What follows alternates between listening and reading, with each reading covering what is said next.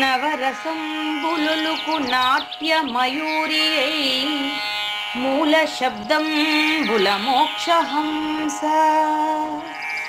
నవరసంబులుకు నాట్య మయూరియై మూల శబ్దంబుల మోక్షహంస. పరమ పవిత్రమౌ పరమాత్మ గీతయే నేడు నాట్యం వాడుచుండెగనుమా.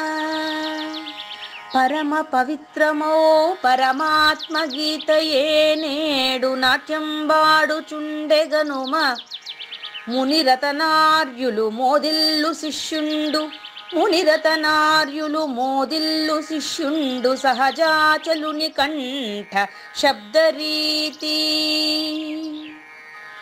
అజ్ఞానతిమిరంబులంతంబుజేయ అనాది బోధను వినుము ఆర్యులార. అజ్ఞానతిమిరంబులంతంబుజేయ అనాది బోధను వినుము ఆర్యులార. వినుము ఆర్యులార. తెలిపే జ్ఞానేశ్వరుల్ గీతం దివ్య రీతి. తెలిపే జ్ఞానేశ్వరుల్ గీతం దివ్య రీతి. ఆణిముత్యమీ గ్రంథము అచలులార. ఆణిముత్యమీ గ్రంథము అచలులార. ఆదరించిరి గీతను అచల ఋషులు గురుని వాక్కుగా గ్రహించి గురుతుగనుడు. ఆదరించిరి గీతను అచల ఋషులు గురుని వాక్కుగా గ్రహించి గురుతుగనుడు. హరి ఓం.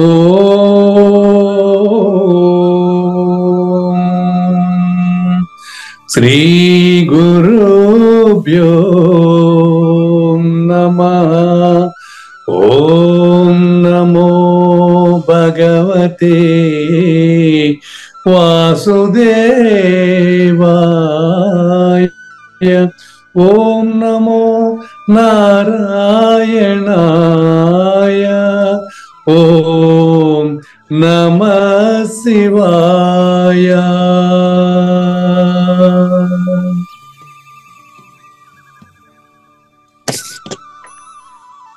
ఈ గీతా జ్ఞానయజ్ఞ కార్యక్రమం మొదలై నిన్నటికి 1033 రోజులైందండి. ఈ రోజు 1034వ రోజు. ఈ గీతా జ్ఞానయజ్ఞ కార్యక్రమం సంకల్పించి నిర్వహిస్తున్న శ్రీ విద్యాసాగర్ గురువు గారికి, శ్రీ వెంకటేశ్వర గురువు గారికి శ్రోతలందరి తరపున ధన్యవాదాలు, వందనాలు. ఈనాటి కార్యక్రమంలో పాల్గొన్న ఆత్మస్వరూపులైన శ్రోతలందరికీ కైవల్యాసనం తరపున, అలాగే శ్రీ శివరామ దీక్షితుల వారి అచల యూట్యూబ్ ఛానల్ తరపున ఉదయపూర్వక స్వాగతం, వందనాలు. ఈ రోజు నూతన సంవత్సరం సందర్భంగా ఒక గీతాకారుణ్ణి కీర్తిస్తూ ఒక పాట పాడాలని నేను గురువు గారి దగ్గర నుంచి అనుమతి తీసుకుని పాడుతున్నానండి. కృష్ణ కృష్ణ ముకుంద జనార్దన, కృష్ణ గోవింద నారాయణ శ్రీహరే, అచ్యుతానంద గోవింద మాధవా, సచ్చిదానంద నారాయణ శ్రీహరే.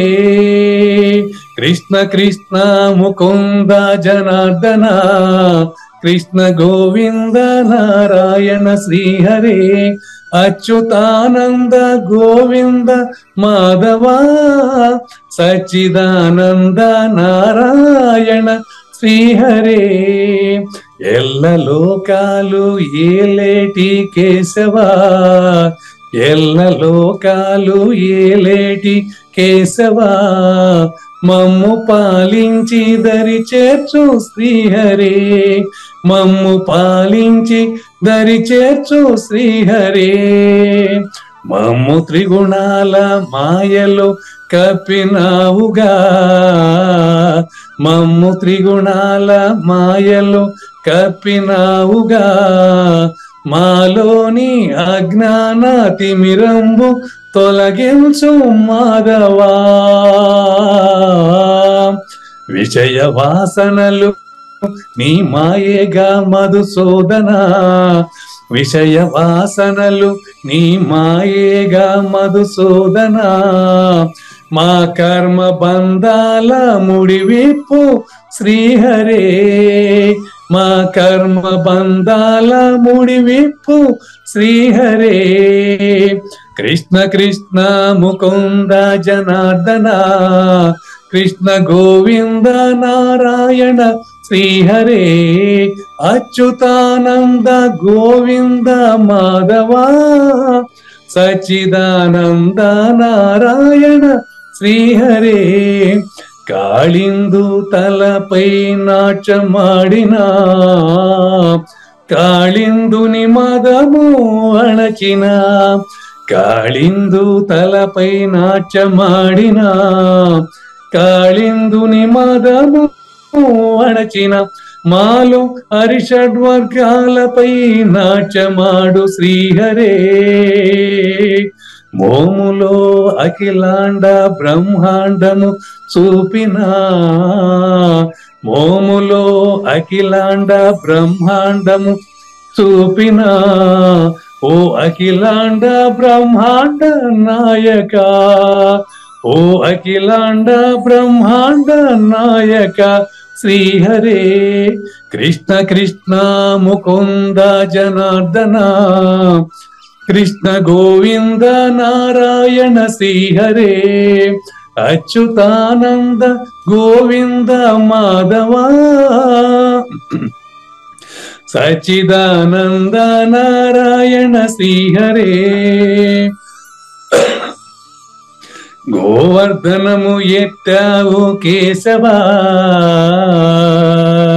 అంబరము గదాచావు మాధవా, గోవర్ధనము ఎత్తావు కేశవా, అంబరము గదాచావు మాధవా, గోకులమంతా నీచంత చేరి మాధవా, గోకులమంతా నీచంత చేరి మాధవా, తరించెనులే మురళీధరా, ఈ మాయలన్నీ మాపై నీకేలరా, ఈ మాయలన్నీ మాపై నీకేలరా, ఈ దాసులపై దయచూపు శ్రీహరే. కురుక్షేత్రమందు కేశవా, ప్రార్థనకు గీత బోధ చేసినావుగా, మా అంతరాల మాలిన్యము మాధవా, నీ జ్ఞాన కిరణాలతో దహించు శ్రీహరే. కృష్ణ కృష్ణ ముకుంద జనార్దన, కృష్ణ గోవింద నారాయణ శ్రీహరే, అచ్యుతానంద గోవింద మాధవా, సచ్చిదానంద నారాయణ శ్రీహరే. కృష్ణ కృష్ణ ముకుంద జనార్దన, కృష్ణ గోవింద నారాయణ శ్రీహరే, అచ్యుతానంద గోవింద మాధవా, సచ్చిదానంద నారాయణ శ్రీహరే.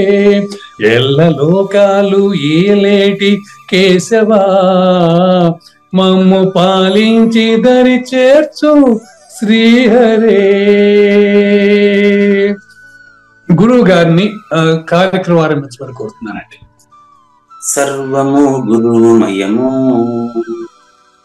సర్వము గురుమయము, భవరోగ వైద్యుడతడని తెలియుము, సకల విద్యల నిలయము, దక్షిణామూర్తి అతడని తెలియుము. మూగవాణి మాటను, ఈ మూగవాణి మాటను శ్రోతలు కోటలు దాటించెను, గురు కృపా సిద్ధితోనే నేనెంత ఆనందముందినానో. నిజయోగి శ్రీకృష్ణుడు, నిజ భక్తుడైనట్టి అర్జునుడు, వీరి సంవాదామృతం జనుల రమణ పాలిట అమృతం.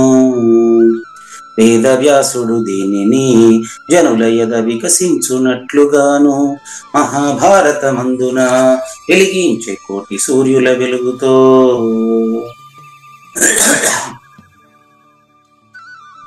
నిత్య సత్య శాశ్వతమైన పరిపూర్ణంలో లేకనే జరుగుతున్నట్లుగా మనకు తెలియబడుతున్న పవిత్రమైన శ్రీమద్ భగవద్గీత జ్ఞానేశ్వరీయ జ్ఞానయజ్ఞం ఇవాళ 1034వ రోజు, అంటే 2024 జనవరి 1వ తేదీన నిత్య నూతన సంవత్సర శుభాకాంక్షలతో మనకు 18వ అధ్యాయంలో 31వ శ్లోకం, అంటే రాజస కర్త ఎలా ఉంటాడు అనేది తెలుసుకునేదానికి ముందుగా మనం ఈరోజు మన కావూరి నాగేశ్వర ప్రసాద్ గారు ప్రజలందరి తరపున కీర్తించినటువంటి ఆ యొక్క కృష్ణ జనార్దన అని మనకు కీర్తించినటువంటి ఈ యొక్క పాట సారాంశాన్ని ఒకసారి చూసినట్లయితే, ఈ వైపు నుంచి మనం ఒక పక్క కాలింది పైన నాట్యం ఆడావు, విశ్వరూపాన్ని చూపించావు, నువ్వు నాకంటే వేరుగా ఉన్నావు అని అనుకుంటూ ఆయన్ని మనల్ని కాపాడమని మనం ఈ వైపు నుంచి మనం ప్రార్థిస్తుంటే, మనందరి తరపున అర్జునుడు మరో రకంగా తెలియజేస్తున్నాడండి. ఆయన ఏమంటాడంటే, మనమంతా ఈ విధంగా భగవంతుడు ఎక్కడో ఉన్నాడు అని మన భావన. కృష్ణ జనార్దన కాళింది పైన నాట్యం చేసినావంట, ఆయనకు ఎవరికి అర్జునుడికి భగవద్గీత బోధించినావంటనే, అదే కదా చివరి చరణం. భగవద్గీత బోధించినావంట, మా దగ్గర కూడా మమ్మల్ని కూడా కాపాడు అని మన వైపు నుంచి మనం ప్రార్థించింది.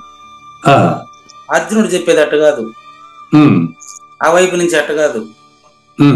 పరం బ్రహ్మ పరంధామ పవిత్రము పరమపదమైన నువ్వే నాయన, నువ్వు ప్రత్యేకంగా మాకు వ్యతిరేకంగా మాకు ప్రత్యేకంగా లేవు.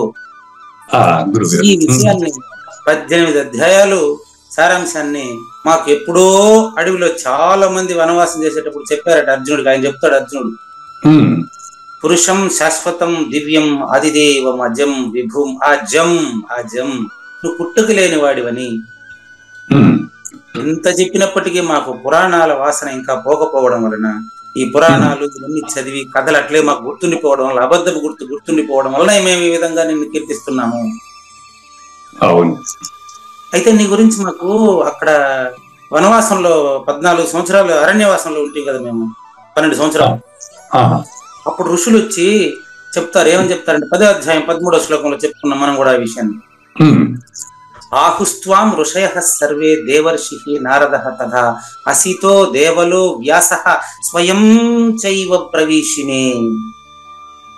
కృష్ణ పరమాత్మ, నా బావగారు అనుకున్నాను నిన్ను, ఎవరెవరికో ఏదేందో ఇచ్చినావు, బాల్యంలో ఏదేదో లీలలు చూపావని నేను నాకు వేరుగా అనుకున్నాను. నాకు ఆహుస్త్వం అంటే చెప్పారు. ఎవరు చెప్పారంటే వ్యాస మహాముని చెప్పారు,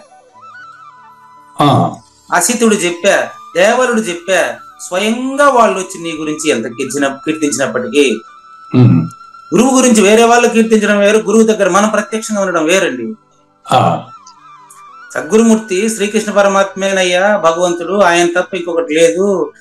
వ్యాసుడు తనిగా, దేవరుడు తనిగా, అసితుడు తనిగా, అర్జునుడు తనిగా, కావూరు నాగేశ్వర ప్రసాద్ తనిగా, ఉడుపూరు నాగేశ్వరరావు తనిగా, పూజారి వెంకటేష్ తనిగా, ఇంత తనిగా లేరయ్యా, వీళ్ళందరూ నువ్వు ఒక్కడేనాయనా అనే విషయాన్ని, నువ్వు తప్ప ఇంకొకటి లేదని చెప్పేటువంటి విషయాన్ని ఎంతో మంది ఎన్ని కథలు చెప్పినప్పటికీ నేను అప్పుడు నమ్మలేకపోయినాను. ఇప్పుడు పరిస్థితి భగవద్గీత నీ దగ్గర స్వయంగా వింటే చూస్తే ఆ రోజు వాళ్ళు చెప్పినటువంటి మాట నిజంగా తెలుస్తా ఉంది. అంటే ఏమర్థం, ఇప్పుడు కావూరి నాగేశ్వర ప్రసాద్ గారు ప్రత్యేకంగా లేదు, శ్రీకృష్ణ పరమాత్మ వేరుగా లేదు, అది అద్వైతానికి హాని జరుగును. మనకు కృష్ణ పరమాత్మను కీర్తించిన కావూరి నాగేశ్వర ప్రసాద్ గారిలోనే సద్గురువుని చూస్తే చూసేవాడికి ఇబ్బంది లేదు. చూడకపోతే ఏం జరుగుతుంది అనేది ఇప్పుడు మనకు కృష్ణ ప్రభువులు తన 157వ కంద పద్యంలో తెలియజేస్తారు. అందరికి నిత్య నూతన సంవత్సర శుభాకాంక్షలతో కృష్ణదేశి కేంద్ర 157వ కంద పద్యంతో సాదర స్వాగత సుమాంజలి. శ్రీ గురుభ్యో నమః. శ్రీమద్భాగవత కృష్ణదేశిక ప్రభువులు రచించిన 292 కందార్థ దరువులు సంపూర్ణంగా జ్ఞానయజ్ఞంలో రోజుకొకటి చొప్పున వ్యాఖ్యానించబడిన విషయం శ్రోతలకు విదితమే. ఈ కందార్థ దరువులను రచించిన 19 సంవత్సరాల వరకు అవి ముద్రణకు నోచుకోలేదని, వాటిలోని నిగూఢ భావాలను మరింత స్పష్టం చేస్తూ రచయిత క్షరాక్షరోపాధి ద్వయదోషరహిత పరమతత్వ కందములు 261 రచించారని, తదుపరి సద్గురు శుభాశీస్సులతో ఈ రెండూ కలిపి ఒకే పుస్తకంగా ముద్రించారని పెద్దలు చెప్పగా విన్నాం. ఉన్నాం. పుస్తకం ఇప్పుడు మన భక్తులతో చాలా మంది దగ్గర ఉంది. ఈ కంద పద్యాలు భగవద్గీతకు ఉత్తర గీత వలె సద్గురు భక్తులకు కందార్థ దరువులలోని ఎన్నో సమస్యలకు సమాధానమై విలసిల్లుతోంది. ఎంతో ఉపయోగకరమైనటువంటి ఈ కంద పద్యాలను రోజుకు ఒక్కొక్కటి చొప్పున వివరించాలని అడిగిన ప్రత్యక్ష శ్రోతల కోరిక మేరకు జ్ఞానయజ్ఞంలో శ్రీకృష్ణ పరమాత్మ సందేశానికి ముందే ప్రతిరోజు కృష్ణ ప్రభువుల దర్శనం మహద్భాగ్యంగా భావిస్తూ ముందుకు వెళదామా? తాము తమ తప్పు నెరుగక నా మాటలు తప్పులనుచు నవ్వే జనముల్ సామాన్యులనుచు తెలియుము నీ మానసమందులెస్స నిరుపమ సుగుణ. అలా మీరు బహురూపాల వెంటనే వెళ్తూ ఎక్కడో భగవంతుడు ఉన్నాడని మీరు తిరుగుతూ ఉంటే నేను చేయగలిగింది ఏమీ లేదనే విషయాన్ని కృష్ణ ప్రభువుల రూపంలో కూడా తెలియజేస్తానది కృష్ణ పరమాత్మే. ఆయన అంటారు, ఎట్లా ప్రతిపాదిస్తావు నువ్వు అంత స్పష్టంగా? శూన్య సింహాసనము, ఓంకార సింహాసనము, దానిపైన కూర్చొని గురువు చెప్తా ఉన్నాడు, నాకేమీ తెలియదు, ఈ మాటలంతా నువ్వు ఎక్కడి నుంచి ప్రయోగిస్తావు నువ్వు అని కొంతమంది వచ్చి ప్రశ్నిస్తారు. వాళ్ళని చూసి నవ్వుకోవడం మీరంతే. ఎందుకు అనేది ఇక్కడ చెప్తున్నాడు ఆయన. తాము అలా ప్రశ్నించే వారు ఉన్నారు చూడండి. లేదయ్యా భగవంతుడు నీకంటే వేరుగా ఎక్కడ చోటున్నాడు నేను చూపిస్తాను రా అనేది ఏమంటాడు పరిపాటి అయిపోయింది కలియుగంలో. కలియుగంలో కావూరు నాగేశ్వర ప్రసాద్ గారు మీరు చెప్పే భగవంతుడు నేను చూపిస్తాను రా అని చాలా మంది పిలుస్తారు మిమ్మల్ని. నేను ఒకటే ప్రశ్న అడుగుతాను. కావూరు నాగేశ్వర ప్రసాద్ గారు జ్ఞానయజ్ఞంలో ప్రతిరోజు భగవంతుడు ఒకటి ఉండాలి కదా గురువు గారు, ఆయన ఎక్కడన్నా అది ఎట్ట లేకుండా ఎట్టుంటాడు ఉంటాడు కదా ఇట్లా అడుగుతుంటారు కదా మీరు. దీన్ని అలసుగా తీసుకుంటారు. దీన్ని అలసుగా అయ్యా పూజారి వెంకటేశానికి ఏం కనపడి తెలియదు, ఆయనకి ఏం తెలియదు, నీకేం చెప్తాడు, నేను చూపిస్తాను రా అని పిలుస్తాడు. అప్పుడు మీరేం చెప్పాలనేది కృష్ణ ప్రభు చెప్తున్నాడు, నేను కాదు. ఏమంటాడంటే కృష్ణ ప్రభు కావూరి నాగేశ్వర ప్రసాద్ని పిలుచుకొని పోయి దేవుణ్ణి చూపించేదానికి బాగా మీరంతా సూచన ఇది. కావూరి నాగేశ్వర ప్రసాద్ ఒకడు చూపించాడు, ఒకడు దేవుడు మీకంటే మూడోవాడుగా ఉండాల. ఇప్పుడు ఎప్పుడు చూపించేవాడు రెండోవాడే కదా గురువు గారు. గురువు చూపించాడు అదేనండి, చూసేవాడు మూడోవాడు అవుతాడు. త్రయం కూడా చూసేవాడు చూపించేవాడు దేవుడు తనిగా ఉంటే అది త్రయం కూడా, భయమే కాదు త్రయం అవుతాడు. దేవుడు సపరేట్ గా చూపిస్తే ఓకే కరెక్ట్ రైట్. ఇది వాడు నేను చూపిస్తాననే వాడికే తెలియదు, నీకేం చూపిస్తాడు? నా దగ్గర చెప్పాను కదా, ఎక్కడి నుంచో వేదాంత మోక్షరికి చెప్పేటప్పుడు ఎక్కడి నుంచో వచ్చారు. నేను కానీ నీకు దేవుడిని చూపిస్తానంటే నేను చూపిస్తాను రాను ఎక్కడ చూపి చూపిస్తాను రా అంటాడు పాపం. నేను ప్రత్యక్ష అనుభవం నా దగ్గరకు వచ్చిన వాళ్ళ గురించే మాట్లాడుతున్నాను మీ దగ్గర. నేను చూపిస్తాను రా ఊరికే చెప్పినాడా? వాసాంసి జీర్ణాన్ని భగవద్గీత శ్లోకమే బట్టి పడతాడు, మళ్ళీ వేస్తాడు నాకు. వాసాంసి జీర్ణాన్ని యథా విహాయ అని సొక్కాయి మార్చుకున్నట్టుగా జీవుడు మరొక దేహాన్ని ధరిస్తుంది భగవద్గీతలో రాశారు కదా.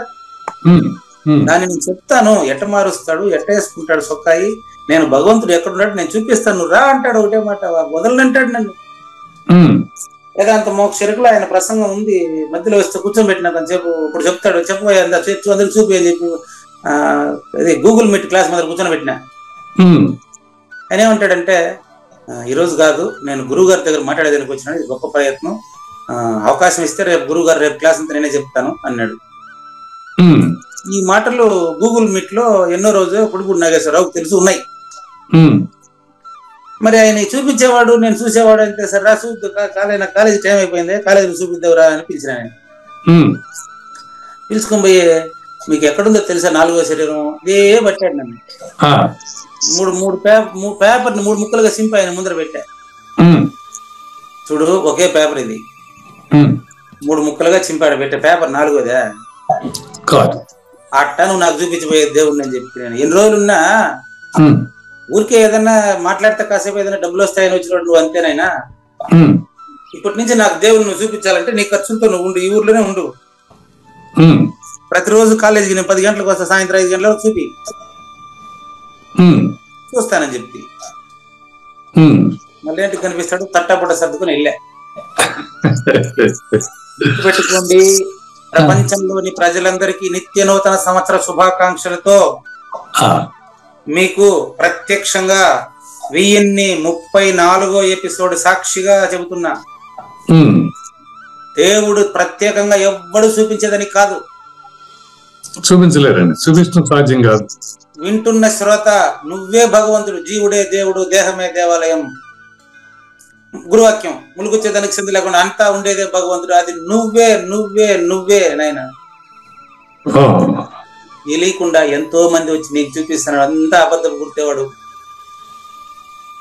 నా గురువు నా శిష్యు అనేసి నిర్వాణ శతకంలో శంకరాచార్యులు ఎప్పుడో చెప్పారు. నేను భగవంతుడిని ఎవరు చూపించలేరు కానీ నేను భగవంతుడిని నేను మనసులో చూడగలను. అలాంటప్పుడు ఇంకా మనసులో నువ్వు భగవంతుని చూడగలిగింది నువ్వే, ఆ భగవంతుడు నువ్వే, చూసేవాడు నువ్వే.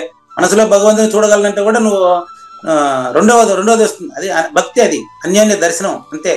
మరి తప్పకుండా రెండోది రావాల్సిందే కదా గురుగారు. శక్తి చైతన్యం వేరుగా లేకుండా నేను ఎక్కడ ఉన్నాను? ఆ శక్తి చైతన్యంతో ఉండే నువ్వు ద్వయం. కరెక్టే, అది వచ్చినాకే కదా నేను వచ్చాను, లేకుండా నేను ఎక్కడ ఉన్నాను? అది వచ్చినాక నేను వచ్చినాను అనుకునేది, అది నువ్వు ఇద్దరైనారు. అవును, ఆ రెండో నేనది. ఏదైనప్పటికీ కూడా అక్కడ నేననేది ఇండిపెండెంట్ గా లేదు, అక్కడ ఇట్ ఈస్ ఆధారపడి ఉంది కదా ఇంకో దాని మీద. ఇంకో దాని మీద ఆధారపడి ఉండే నేను రెండోది, ఇంకోటి కాదు ఆధారపడి, బాగా రాసుకోండి, ఇంకోటి కాదు ఆధారపడి ఉండేది. ఇది దాని మీద, అది దీని మీద ఆధారపడి ఉండేది. నీళ్లు తేమ మీద ఆధారపడింది, తేమ నీళ్ల మీద ఆధారపడిందే, అంతేలేండి. సరే, బాగుంది. బెల్లం తీపి మీద ఆధారపడి, తీపి బెల్లం మీద ఆధారపడిందే. ఒక దాంట్లో ఒకటి ఇంట్లో ఉంది. కరెక్ట్, రైట్ అండి, చక్కగా ఉంది.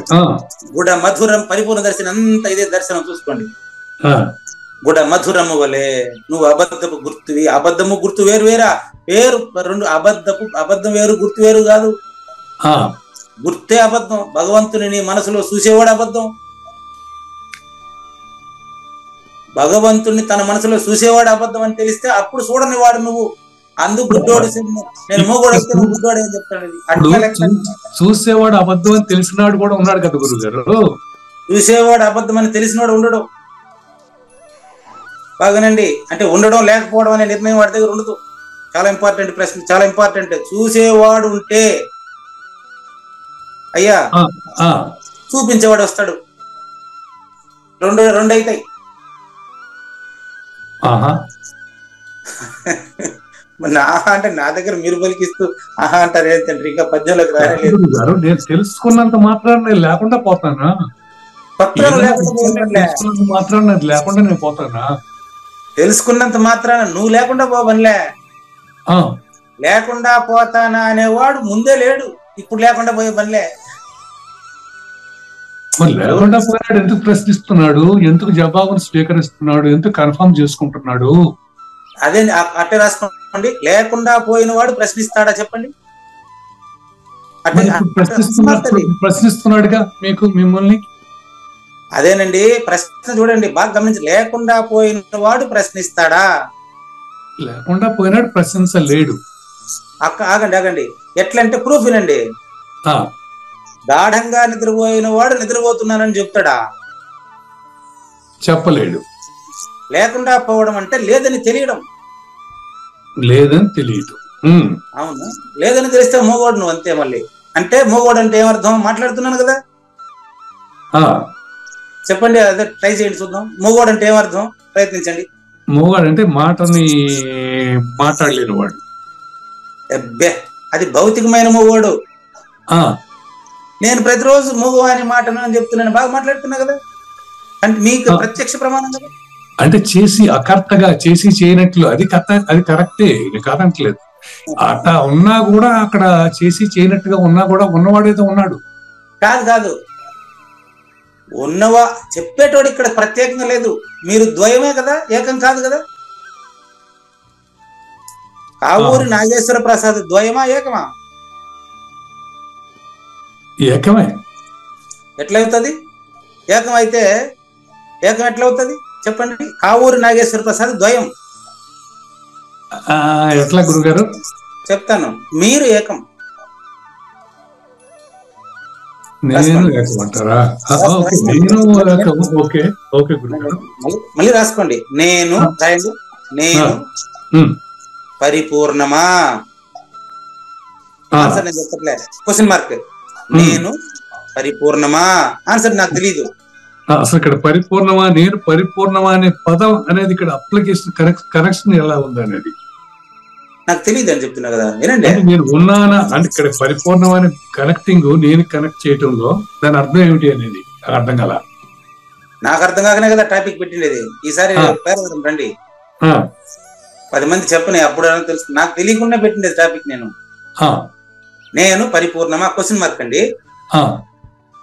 అది ఎట్లా అనేది అది 10 మందితో మాట్లాడిన తర్వాత, డిస్కస్ చేసిన తర్వాత ఎవరన్నా చెప్తే తెలుసుకుని వచ్చేదాన్ని కదా. నేను ఇక్కడి నుంచి పేరవరం వస్తాను. ఇది ఎట్ట కనెక్షన్ నన్ను అడుగుతారేంటండి?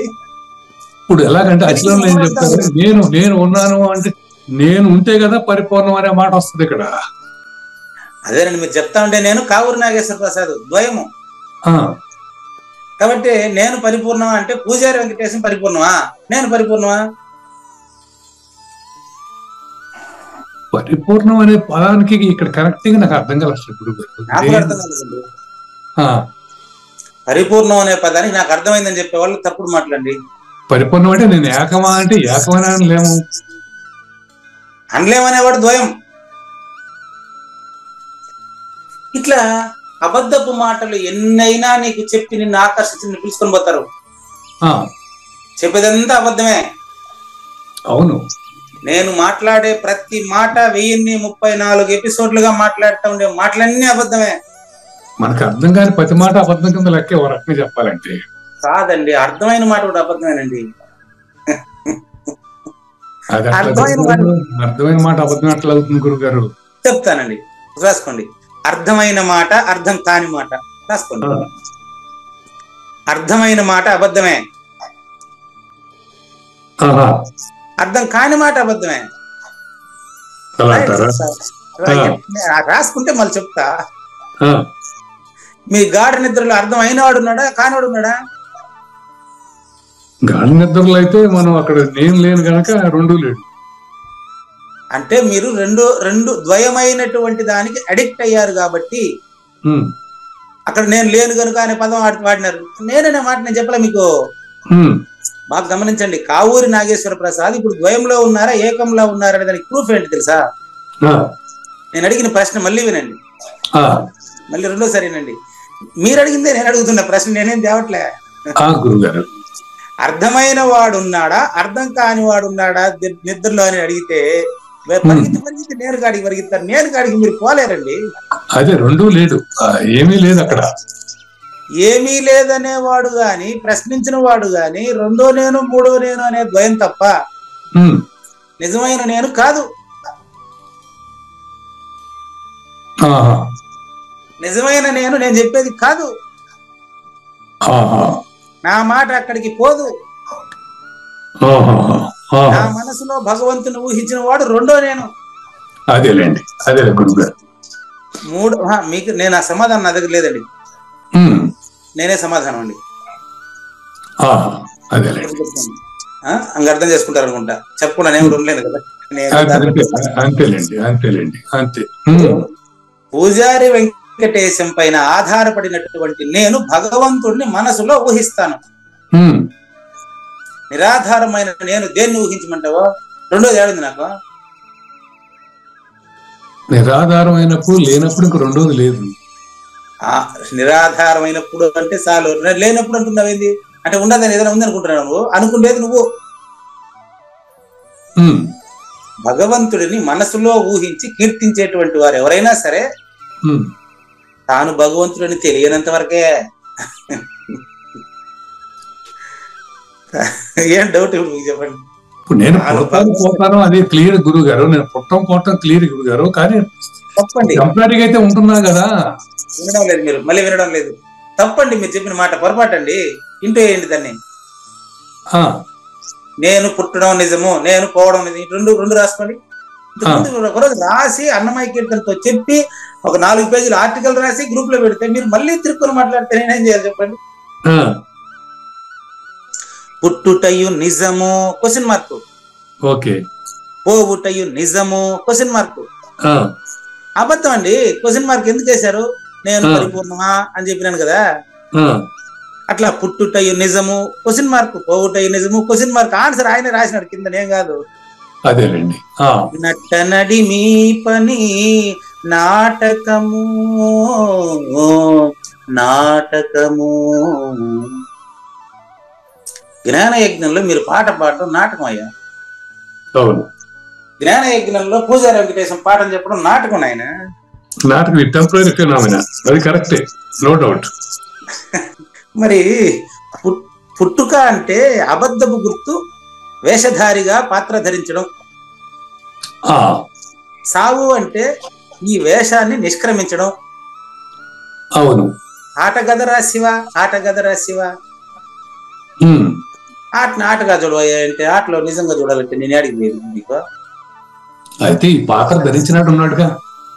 అబ్బే, పాత్ర ధరించిన వాడు ఉన్నాడుగా అంటే యాడున్నాడు? పాత్ర ధరించిన వాడు రావణాసురుడు ఉన్నాడా? బ్రహ్మానందం ఇప్పుడు వేషం వేసినటువంటి వాడు ఉన్నాడా? బాగా గమనించండి. ఆ, వేషం వేసినటువంటి వాడు మీకు రావణాసురుడు వేషం వేస్తే మీరు ఎప్పుడైనా నేను కావూరి నాగేశ్వర ప్రసాద్ కాదనుకుంటారా? ఉమ్, రావణాసురుడి క్యారెక్టర్ నీకు ఇస్తే ఎట్లా నటించాలనేది ఆలోచిస్తారు, అంతే.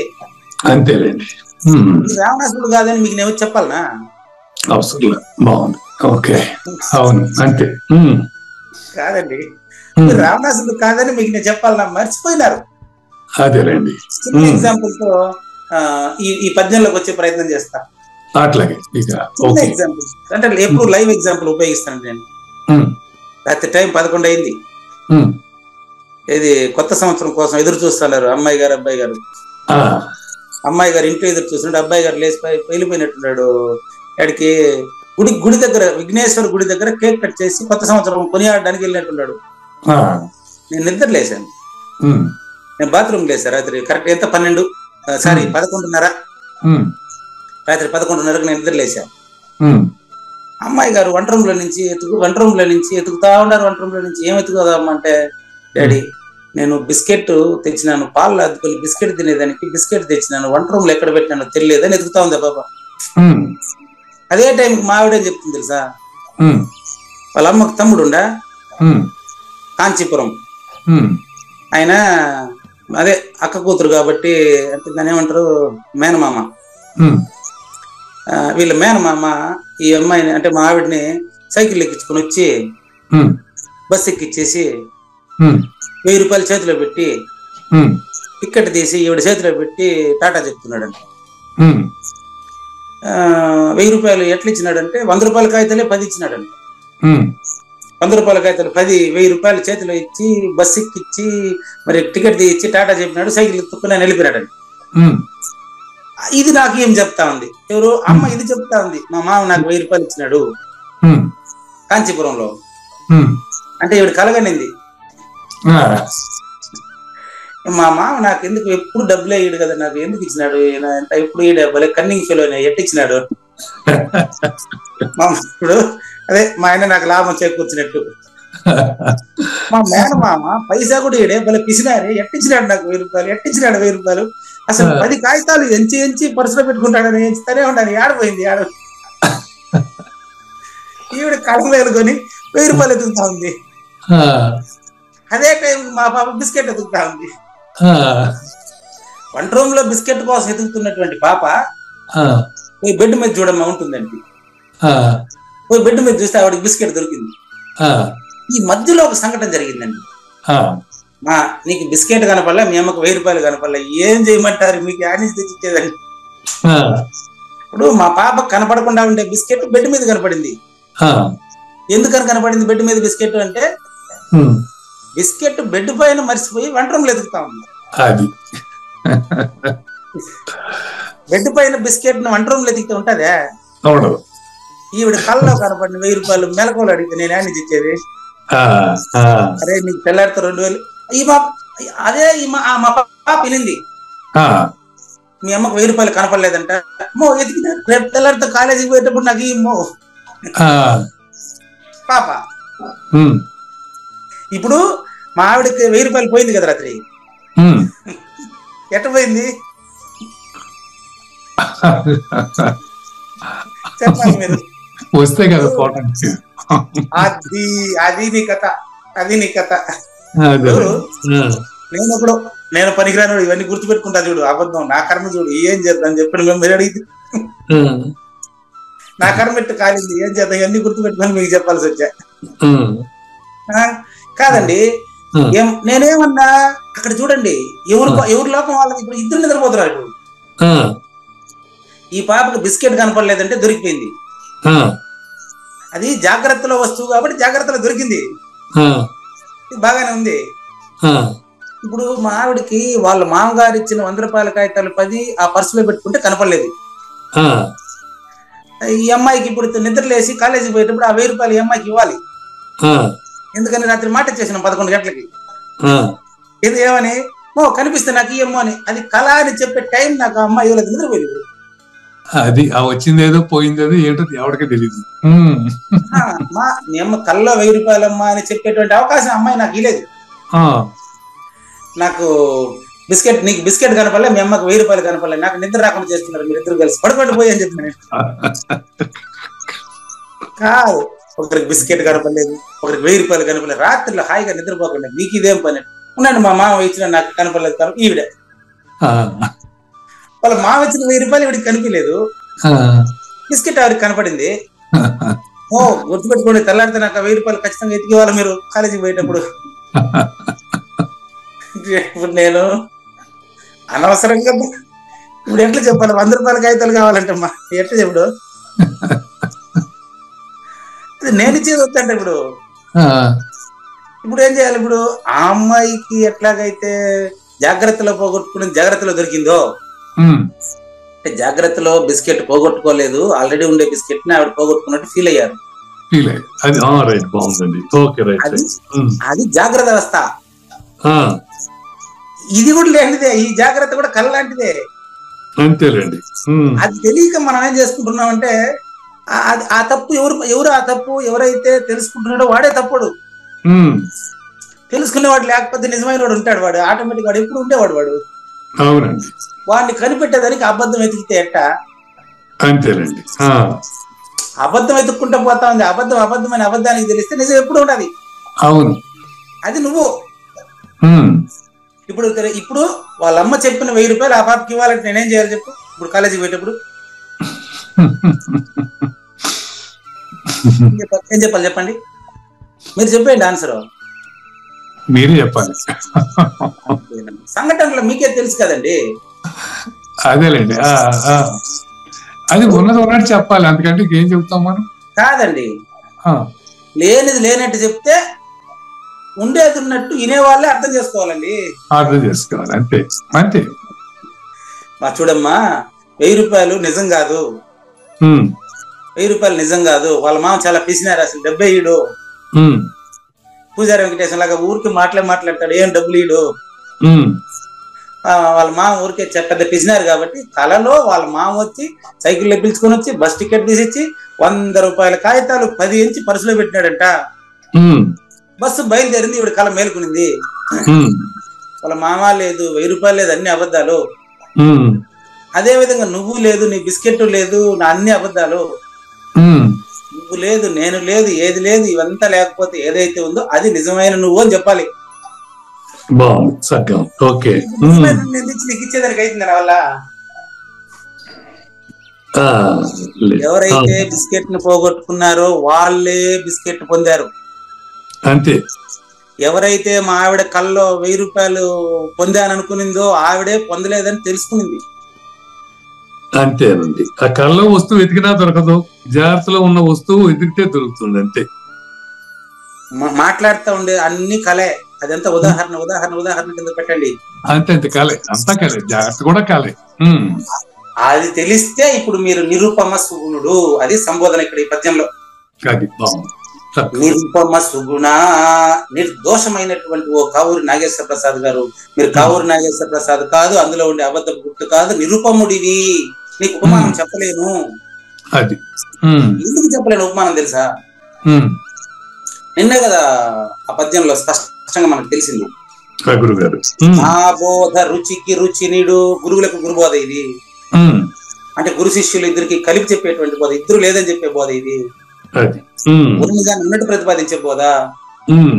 దీన్ని తప్పని చెప్పి జ్ఞానయజ్ఞం పనికిరాదు, భగవద్గీత పనికిరాదు, నా దగ్గరకు వచ్చేయండి అనేసి ఒక పుస్తకాన్ని పైకి తెప్పుకొని మాట్లాడేటువంటి వాళ్ళు ఎవరైనా ఉన్నాయి, వాళ్ళు తమ తప్పును ఎరుగగా వాడు లేనివాడని తెలియలేదు వాడికి. నా మాట తప్పంటాడు వాడు. కృష్ణ ప్రభు మాట అండి, నా గురువు మాట తండ్రి. నా మాటలు తప్పులను నవ్వే జనముల్. ఇప్పుడు పరిపూర్ణ దర్శనం పైకి ఎత్తుకుని ఒక ఆయన అది చెప్తాను. పరిపూర్ణ దర్శిని కుడుపూడి నాగేశ్వరరావు గారు పంచుతున్నారు, ఓ పెద్ద సభలో పంచుతున్నారు. నాకు తెలియదు, వీడియో పెట్టారు. పెద్ద సభలో ఈయన పంచుతా ఉంటే ఆ సభాధ్యక్షులు వచ్చి ఆ పుస్తకాన్ని తీసుకుని పైకి ఎత్తుకున్నారు అనమాట. ఏందుందా ఈ పుస్తకంలో, ఏందుందా దీనికి ముందు మాట రాయమంటాడు, నాకు ఇంకేమైనా తెలివి ఉందా, ఎవరు ఈ పూజారి వెంకటేశ్వర, ఈ పుస్తకంలో ఏందుందా, నన్ను ముందు మాట రాయమన్నాడు, నేను రాయలేదు. కానీ నీ ఎదురుగానే పుస్తకం అందరూ పంచుకొని చదువుకొని జ్ఞానయజ్ఞంలో మురిసిపోతున్నారు. ప్రతిరోజు భక్తులు దాన్ని జ్ఞానయజ్ఞం ప్రత్యక్ష శ్రోతల గ్రూపులో పెడుతున్నారు, చదువుకుంటున్నారు, వింటా ఉన్నారు. ఎప్పుడు పరిపూర్ణ దర్శన ధ్యాసలోనే ఎంతో మంది ఉన్నారు. నీ ముందు మాట దానికి అవసరం లేదని అర్థం. అంతే, చాలా చక్కగా ఉంటే ఆ మాటలు అలా మాట్లాడటం ఆశ్చర్యం. కాబట్టి తాము తమ తప్పు నెరుగక నా మాట తప్పని నవ్వే జనాలు సామాన్యులని తెలుసుకోండి.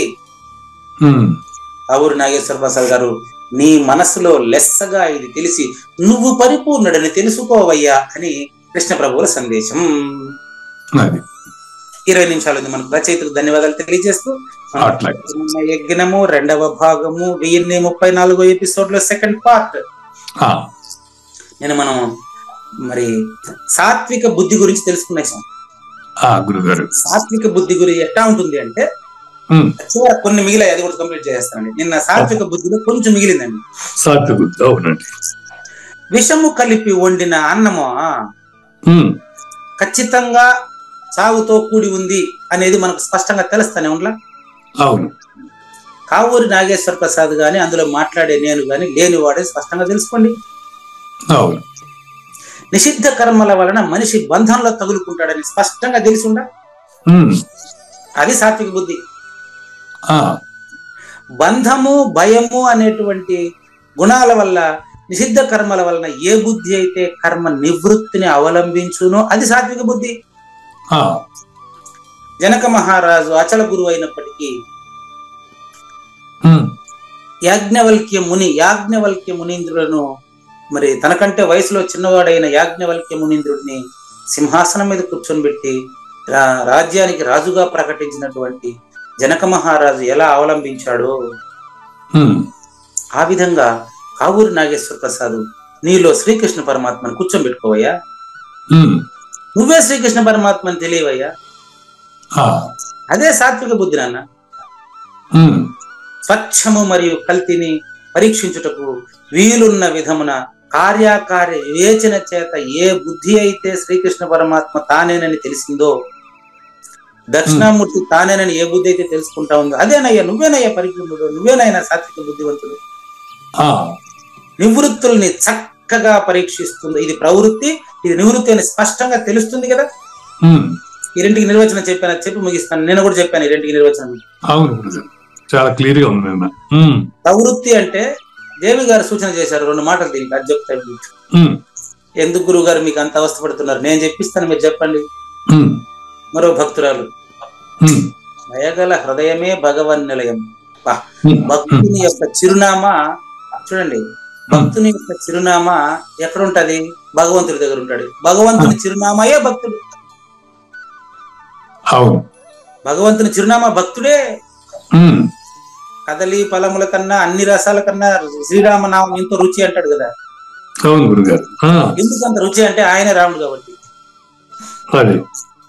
అందుకని దేవి గారు నేను సూచన చేసినటువంటి 2 వాక్యాలు చెప్పిన ఇప్పుడు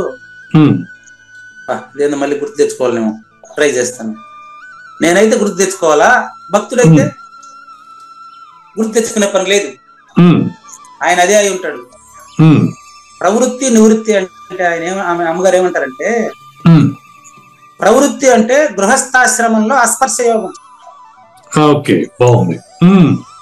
గృహస్థాశ్రమంలోనే అస్పర్శ యోగం, అదే ప్రవృత్తి. అస్పర్శ యోగంలో సన్యాసం, అది నివృత్తి. Okay okay. గమనించండి. అంటే ఆయన రమణ మహర్షిది, ఆయన రమణ మహర్షి గృహస్థ అందామా సన్యాసి అందామా చూడండి, రెండుకి సరిపోతాడు చూడండి, ఏదైనా ఒకటి ఆయనకి. కాబట్టి అస్పర్శ యోగమే గృహస్థాశ్రమంలో పాటిస్తే మరి అది ప్రవృత్తి. అందుకని చక్కగా పనిచేస్తూ కూడా ఆయన రాజయోగ్గా ఉంటాడు. అదే సన్యాసంలో కాషాయ వస్త్రం కట్టిన తర్వాత ఆయన స్పర్శ యోగం పాటిస్తే అది నివృత్తి. ఇక్కడ కొంచెం కన్ఫ్యూజ్ గా ఉంది. ఎట్లా ఎట్లా రెండో చెప్పండి గురుగారు, అస్పర్శ యోగం నివృత్తి చెప్పండి. ఇప్పుడు మీ లెక్క నేను కన్ఫ్యూజ్ అయినా, నేను కూడా కన్ఫ్యూజ్ అయినా మీ లెక్క. మొదటి కన్ఫ్యూజన్ లేదు, అటు తప్పది. మొదటి దాంట్లో కన్ఫ్యూజ్ లేదంటే రెండో దాంట్లో ఉండకూడదు, రెండు కాదు అది. ఆవిడదే అంటారు. కన్ఫ్యూజ్ అయ్యేదానికి ఏముంది గురుగారు, ఇక్కడ గృహస్థాశ్రమంలో ఉంటూ అస్పర్శ యోగాన్ని పాటించడం ప్రవృత్తి. క్లియరా? మరి శాంతిపని గృహస్థు కదా, శాంతిపని గృహస్థు, దీనికి ఆయన ఉదాహరణ. గృహస్థాశ్రమంలో ఉంటూ అస్పర్శ యోగాన్ని పాటించాడు. కృష్ణుడు కూడా దానికి ఉదాహరణే. కుటుంబంలో ఉంటూ అస్పర్శ యోగం పాటించడం ప్రవృత్తి. ఇప్పుడు నివృత్తి చూద్దాం. నివృత్తి చూసినట్లయితే మనము సుఖ మహర్షి అండి.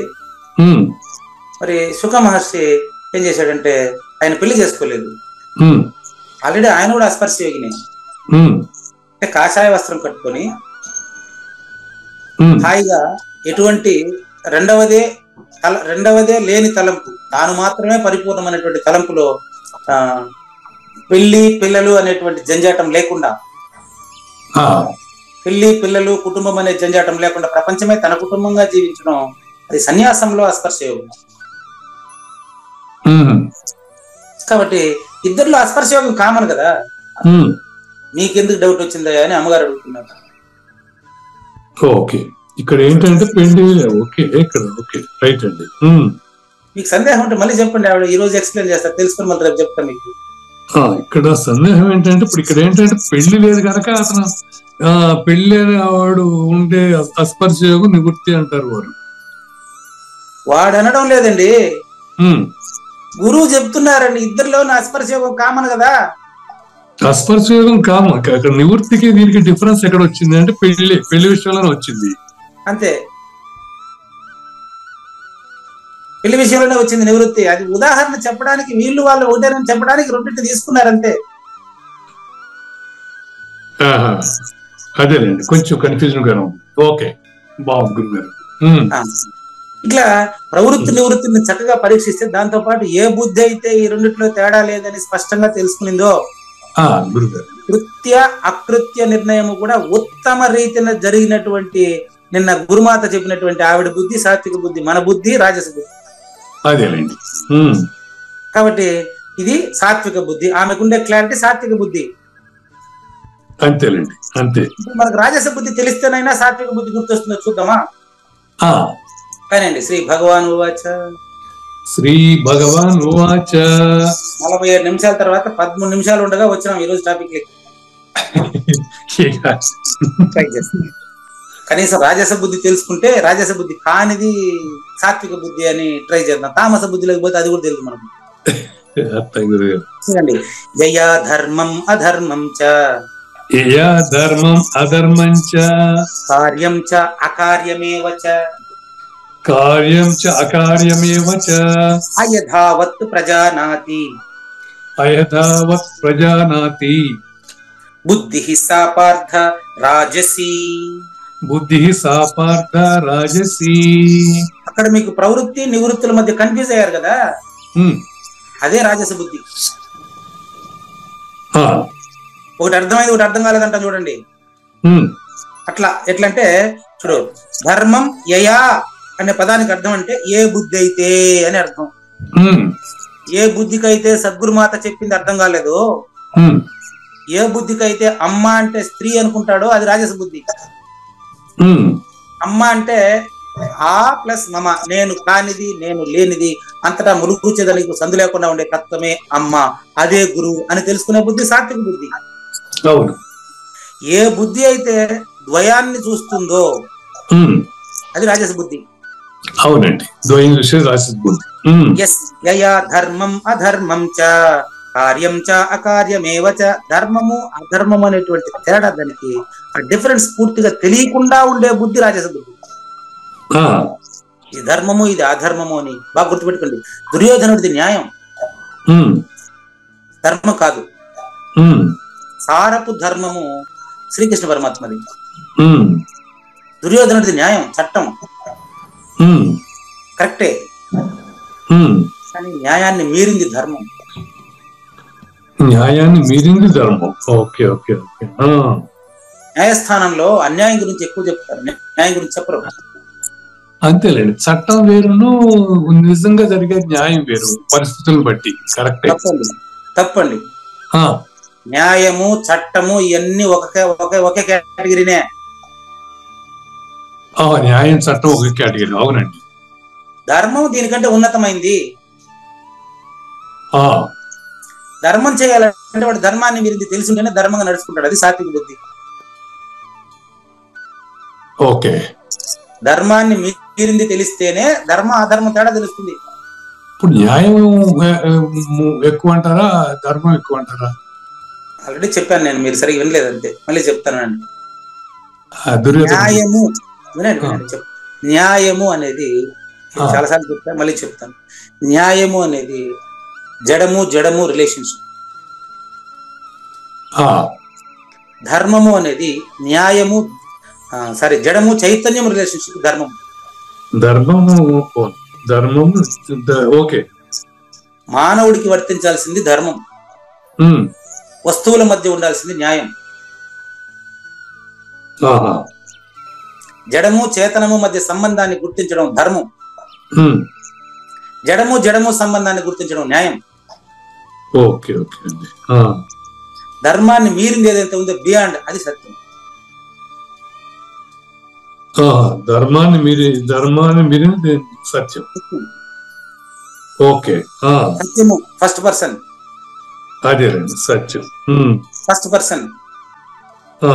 ఈ ధర్మాల బుద్ధి ఆడాలి చూడండి. ధర్మాలు మీరింది, అది ప్రవృత్తి నివృత్తి తెలుసు, అది ఓకే. గుర్తుపెట్టుకోండి. సత్యము అనేది ఫస్ట్ పర్సన్. ఇప్పుడు సత్యం అనేది ఇన్యాక్టివ్, అది మళ్ళీ చెప్తా మీకు. సత్యము ఫస్ట్ పర్సన్, ధర్మము సెకండ్ పర్సన్, న్యాయము అన్యాయం అంతా కలిపితే థర్డ్ పర్సన్.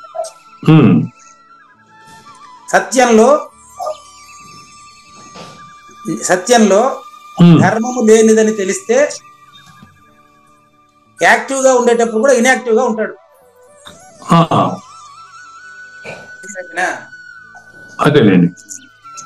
నెక్స్ట్ చూసుకోండి. ఏ బుద్ధి అయితే నీకు ధర్మాల మధ్య తేడాను గుర్తించలేకుండా, ప్రవృత్తి నివృత్తుల మధ్య తేడా గుర్తించలేకుండా ఎవడైతే ఉన్నాడో ఆ బుద్ధిని రాజస బుద్ధి అంటారు. ఉదాహరణకు దుర్యోధనుడి బుద్ధి ఎగ్జాంపుల్. ఇంకెప్పుడు ఆయన వివరం చూద్దాం. మన జ్ఞానేశ్వర వివరం చూడండి. ధర్మాల మధ్య తేడా గుర్తించినటువంటి బుద్ధి సాత్విక బుద్ధి అయితే, అమ్మగారు చెప్పినారు నిన్న, ఇది చిన్న విషయం అర్థం కాలేదంటారు. ఆవిడ సులభమే, మనకు కష్టంగా ఉన్నదే, అందుకని. అదే గన ఇది గుర్తించలేనటువంటి బుద్ధి, మనలాంటి బుద్ధి రాజస బుద్ధి. ఏంటంటే అమ్మల ఉండు గ్రామమున పాలు మరియు నీళ్లు కలిసే ఉండు రీతిన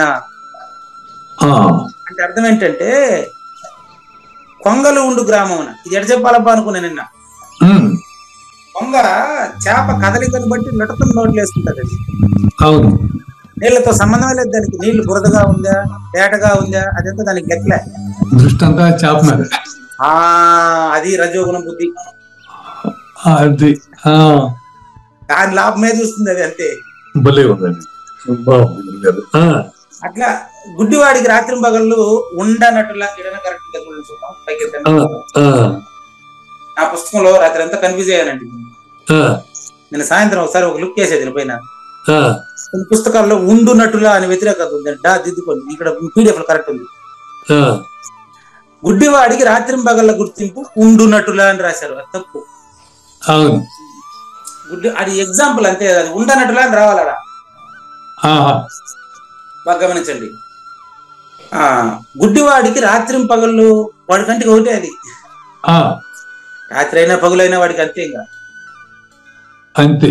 పగుల్లోనే తడుముకోవాల్సిన, రాత్రి తడుముకోవాల్సిన వాడి కథ. ఒక డిఫరెన్సియేషన్ ఉండదు.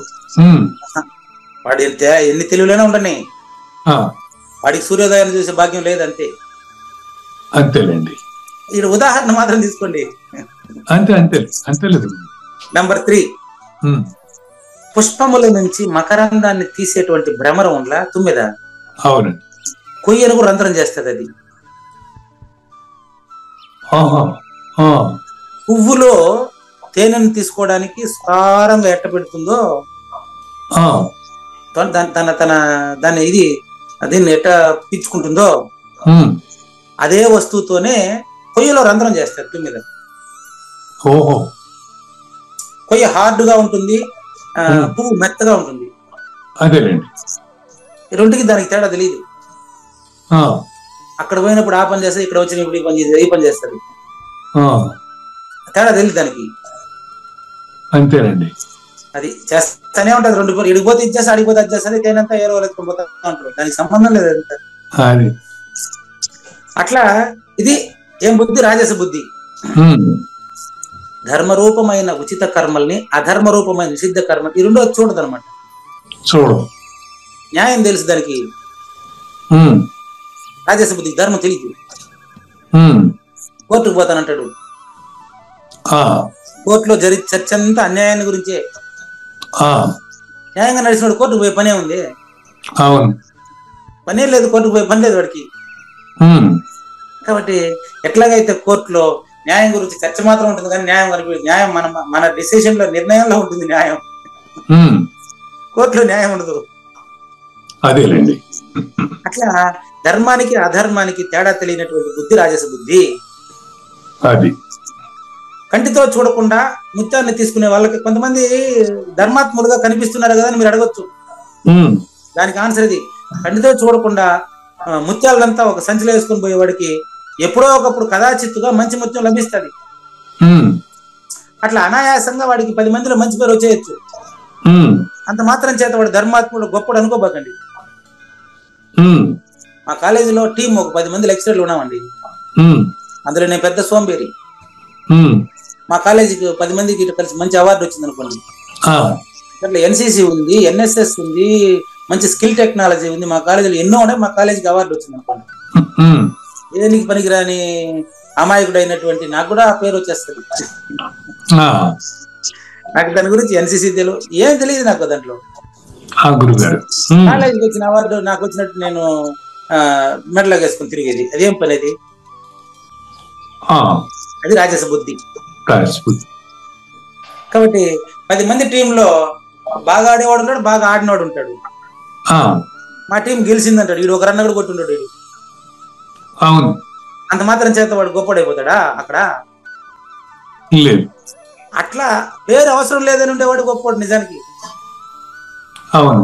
కాబట్టి సరిగ్గా ఇదే విధంగా దైవయోగం చేత నిషిద్ధ కర్మలు లభించకపోవడం చేత నిషిద్ధ కర్మలు చేయకుండా కాపాడుకునేటువంటి వాడు ఎవరైనా ఉంటే కాకతాళీయంగా వాడికి సంభవించింది అంతే. అట్లా కాకపోతే సామాన్యంగా చేయదగిన చేయకూడని అన్ని విధముల కర్మల్ని ఒకే విధంగా భావిస్తాడు వాడు. అటువంటి బుద్ధి రాజస బుద్ధి అని తెలుసుకోవాలి. పాత్రలు తెలియక ఒకవైపు నుండి ప్రజా సముదాయం అంతా ఆహ్వానించినట్లుగా వాడు రాజస బుద్ధి ఎప్పుడు ఒకే వైపు, నాకేం కావాలి, నాకేం కావాలి, నాకేం కావాలి. ఈ బుద్ధి రాజస బుద్ధి. వాడికి శుద్ధము అశుద్ధము అనే విచారణ వాడు చేయడు. అంతే, నేను డబ్బు ఇచ్చినా ఈ వస్తువు నా సొంతం. మనుషులను కూడా అట్టే అనుకుంటాడు. చాలా మంది చెప్పగా విన్నాను నేను. దయచేసి మనిషినిగా చూడండి సమాజంలో. రాజస బుద్ధికి చిన్న ఉదాహరణ చెప్పి ముగిస్తాను. ఏం లేకపోతే కూడా కట్నం లేకుండా చేసుకుని వచ్చినానే, ఏం దీనికి పని చేసేదానికి గాడా? కట్నం లేకుండా పని చేసుకుని వస్తారు, ఏం మనిషి కదా? కదా, ఈ బుద్ధి రాజస బుద్ధి కదా ఇది. అంతేనండి రాసింది. మా ఆయనకు ఉద్యోగం లేకపోతే నేను పెళ్లి చేసుకున్నాను, అన్ని పనులు ఆయన చేసి పెట్టద్దా? నేను మనిషి కదా ఆయన.